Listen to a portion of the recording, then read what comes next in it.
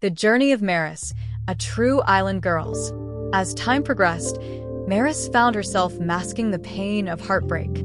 In the Bahamas, we have a term for this, Makobi, a state of emotional turmoil so deep that sleep, appetite, and sanity slip away.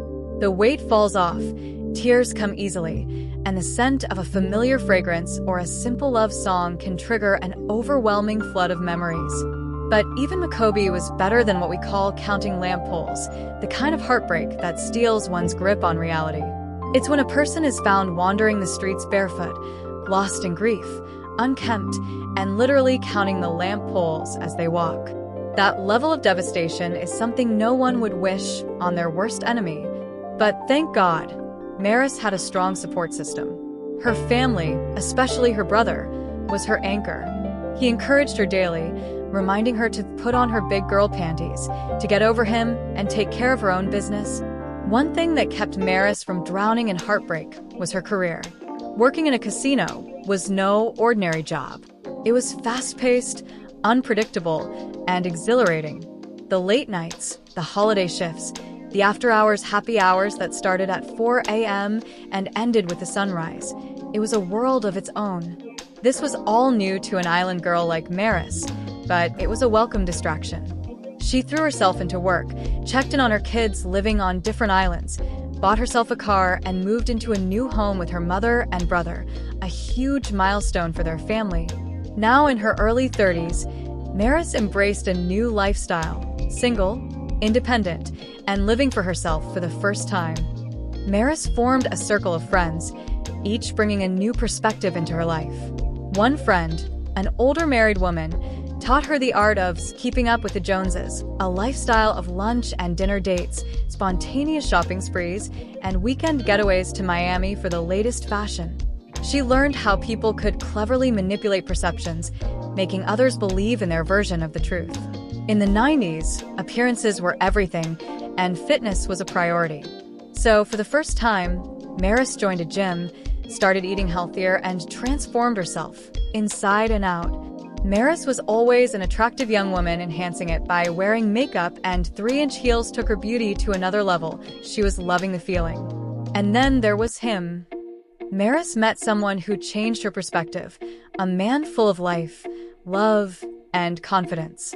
Unlike anyone she had ever known, he embraced his truth and was accepted by everyone around him, without judgment.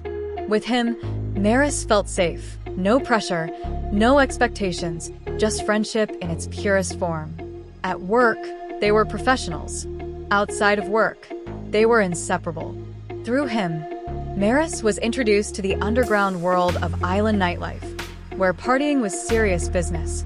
Invitations to exclusive parties in New York for birthday parties, spontaneous trips to Miami South Beach for drinks. It became her new reality. Though she was healing, Maris was not ready to love again. She made a promise to herself, not to open her heart completely. But that didn't stop life from presenting its options. A few interesting characters are worth mentioning, like the sugar daddy, who is much older than her but a wealthy, handsome, distinguished gentleman who showed Maris off to his buddies as a trophy. The cheap guy was a successful businessman who only wanted a travel buddy and was more afraid of commitment than Maris, thinking a woman was only after his wealth. The booty call, everyone saw them as friends, which made it scandalous because his girlfriend also worked with them and sometimes told Maris about his womanizing. This relationship was terminated because they both broke the one rule: no feelings allowed. The porn star in every aspect of the word, who couldn't understand that Maris didn't want another child, finally gave up and left. At the time one might say Maris had a ray of love again, was with this singer one night after a night on the town. As she exited a eatery, she came face to face with this young man. For a brief moment in the busy place there was silence as their eyes met, and they both smiled. A brief but electrifying connection that was doomed from the start because he was in a committed relationship with a baby on the way. Enough was enough. It was time to focus on what truly mattered: her teenage daughters. Motherhood became her priority, and life slowed down. A promotion at work limited her social life, but it was a necessary shift. And then, unexpectedly, love found her again. Introduced by a friend, He was persistent, ambitious, and serious about his future. Maris, who had promised herself that if she didn't have a third child by 35, she never would, saw a good candidate in the carpenter. After a year of dating they planned, and soon, Maris was expecting. Twice, he asked her to marry him. Twice, she refused. But months after their son was born, when he asked again, she said yes.